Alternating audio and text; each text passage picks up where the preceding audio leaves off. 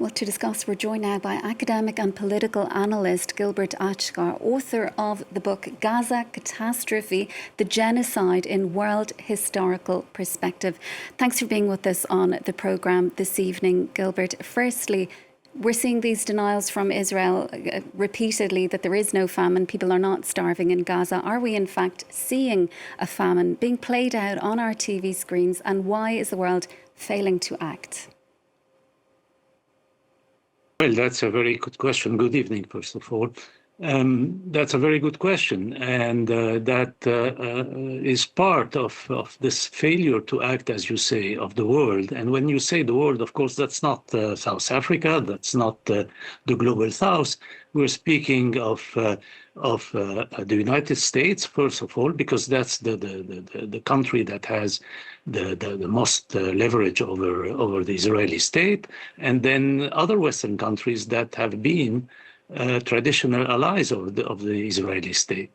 And their failure to recognize what is happening, to call it by its name, because that's obviously a genocide today, most recently to Israeli organizations, Physicians for Human Rights, and B'Tselem, the major organization for human rights in Israel, acknowledged the genocidal character of what their own state is perpetrating. The title was Our Genocide.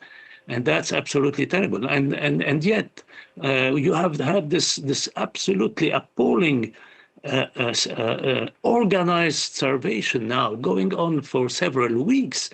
And it's only now that they are, awakening and paying lip service to the need to confront this atrocity. So yes, you're right to pose the question, and the answer is in the question itself. It's part of this.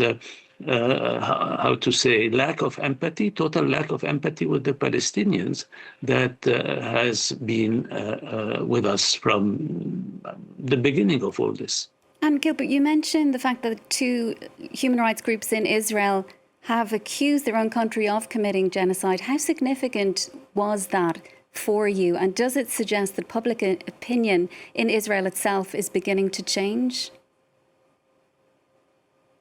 It would be difficult to say that, because these organizations have not been reflective of the mood of the public opinion in Israel.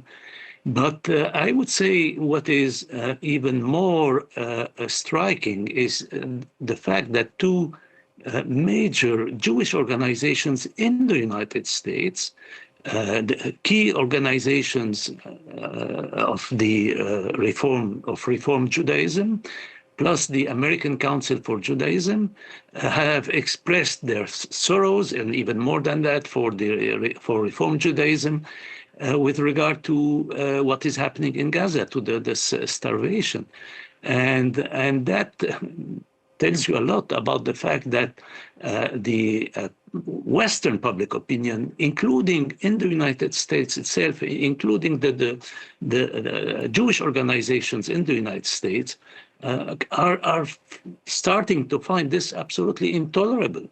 And that is why, that explains the change of tone of someone like the US President, Donald Trump, on this issue, and other Western leaders. Keir Starmer,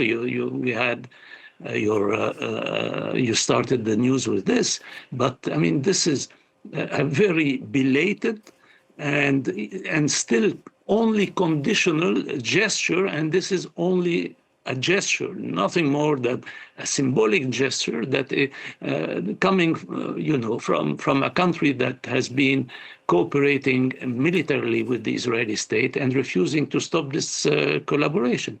And what do you make, though, of the timing of it? You mentioned Donald Trump there, you mentioned Keir Starmer. This announcement this evening, it's coming just after Keir Starmer held talks with Donald Trump earlier this week, and seemingly it's being reported that he gave his blessing to the UK Prime Minister to go ahead and announce that he was going to recognise the state of Palestine. Does that suggest to you that we're starting to see something shift within Donald Trump that might suggest it's more than just a change of tone?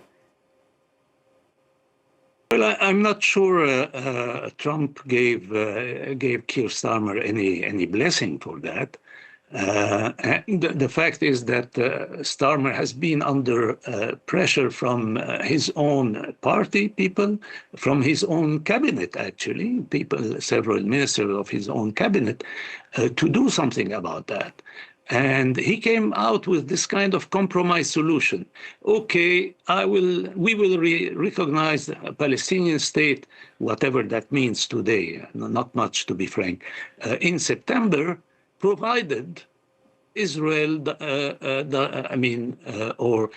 under the condition that Israel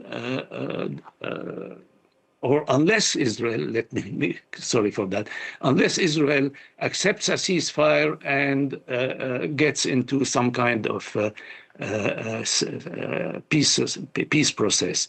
And this is really, I mean, in my view, a very pitiful compromise, not even having the courage of the very minimal courage of saying, like the French president, that this recognition will happen without provisos or conditions, and this is coming at a time when the so-called Palestinian state, this is purely a mirage.